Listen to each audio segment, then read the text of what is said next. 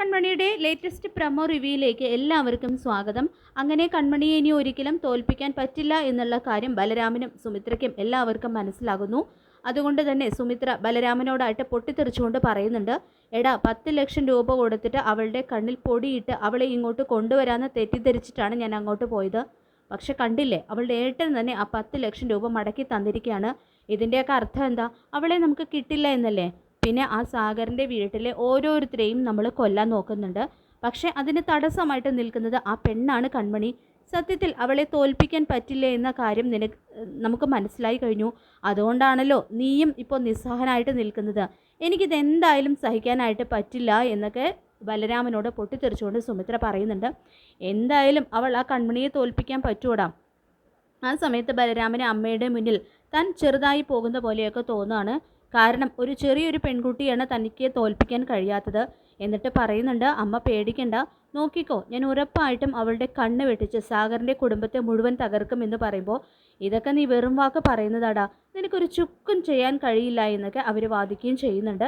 ബലരാമനാണെങ്കിൽ ഒരു കഴിവ് കെട്ടവനായി അവരുടെ മുന്നിൽ മാറുമ്പോൾ കൺമണിയെയും ആ കൃപയും ഇല്ലാതാക്കണമെന്ന് മനസ്സിൽ ഉറച്ച തീരുമാനം തന്നെ ബലരാമൻ എടുക്കുന്നുണ്ട്.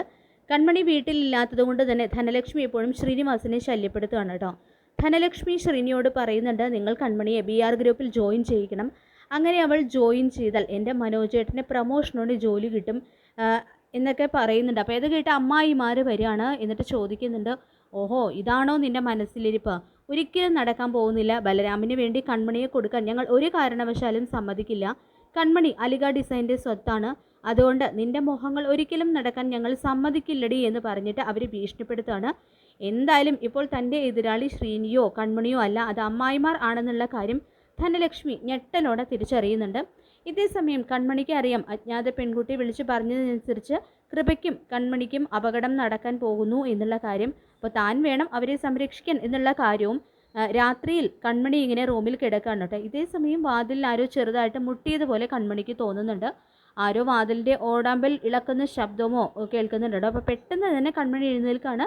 എന്നിട്ട് കൺമണി ചുറ്റിനും നോക്കുകയാണ് കേട്ടോ. ഇതേസമയം അവളുടെ കയ്യിൽ വലിയൊരു വടിയുണ്ട്. വരുൺ അതിക്രമിച്ച് കയറുന്നത് കാണിക്കുന്നുണ്ട് കേട്ടോ. അപ്പോൾ ബലരാമൻ ഇന്ന് വരും, എന്തായാലും ആരെങ്കിലും ഒരാൾ വീഴും. എന്തായാലും ശത്രുവിനെ കൺമണിയെ തകർക്കുക തന്നെ ചെയ്യും. അങ്ങനെ കൃഷ്ണനെയും കൃപയെയും രക്ഷപ്പെടുത്തും. അപ്പോൾ അതൊക്കെ ഇനി വരുന്ന എപ്പിസോഡിൽ നമുക്ക് കാണാനായിട്ട് സാധിക്കും. എന്തായാലും സൂപ്പർ കൺമണിയുടെ വളരെ ത്രില്ലിംഗ് ആയിട്ടുള്ള എപ്പിസോഡുകൾ തന്നെയാണ് വരാനായിട്ട് പോകുന്നത്. ഈ റിവ്യൂ ഇഷ്ടപ്പെട്ടെങ്കിൽ ലൈക്ക് ചെയ്യുക, ചാനൽ കൂടി ഒന്ന് സബ്സ്ക്രൈബ് ചെയ്ത് സപ്പോർട്ട് ചെയ്യുക. താങ്ക്